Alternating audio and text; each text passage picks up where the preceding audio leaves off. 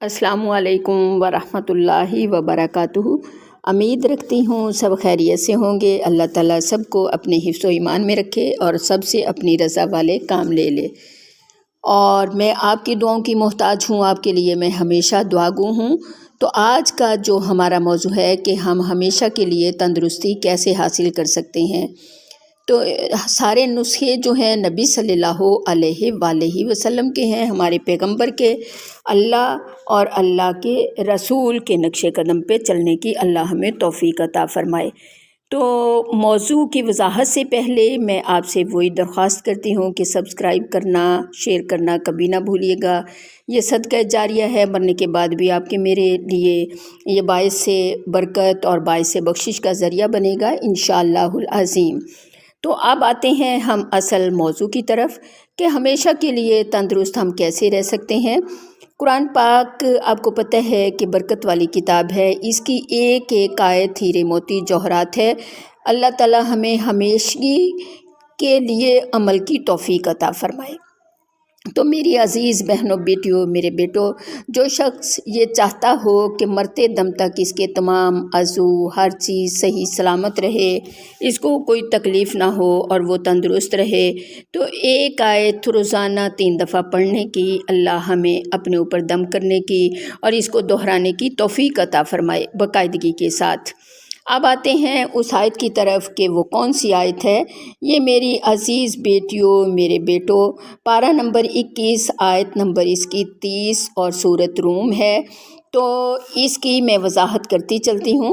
فَأَقِمْ وَجْهَكَ لِلدِّينِ حَنِيفًا فِطْرَتَ اللَّهِ الَّتِي فَطَرَ النَّاسَ عَلَيْهَا لا تبدیل لخلق اللہ ذالک الدین القیم ولکن اکثر الناس لا یعلمون۔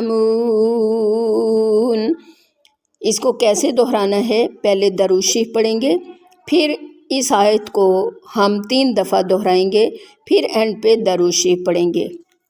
تو میری عزیز بیٹیوں کہ اللہ سبحانہ تعالیٰ نے جو ہے اس کی طرف ہم اپنے چہرے یکسو ہو کر اس کے دین کی طرف لگا لیں، تو اللہ تعالیٰ ہمارا حامی و ناصر ہے کہ میری عزیزہ تو ہر باطل سے الگ ہو کر اپنے چہرے اللہ کی اطاعت کے لیے سیدھے رکھو۔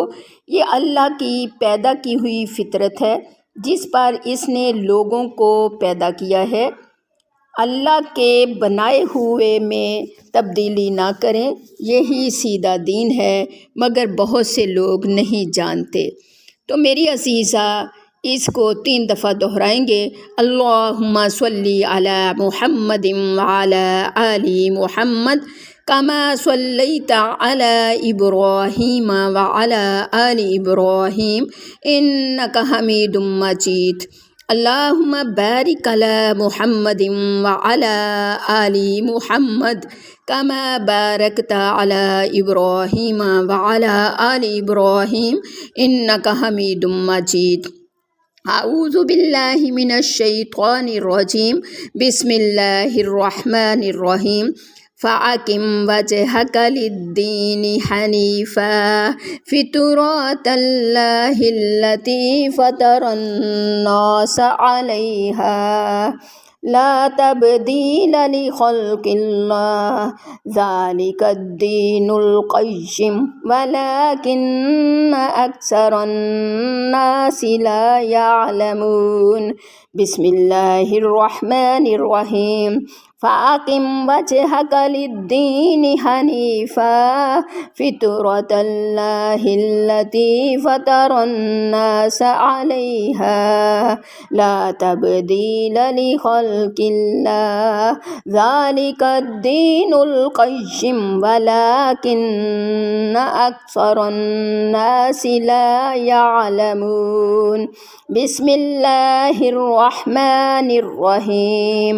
فَأَقِمْ وَجْهَكَ لِلدِّينِ حَنِيفًا فِطْرَتَ اللَّهِ الَّتِي فَطَرَ النَّاسَ عَلَيْهَا لا تبدیل لخلق اللہ ذالک الدین القیم ولکن اکثر الناس لا یعلمون۔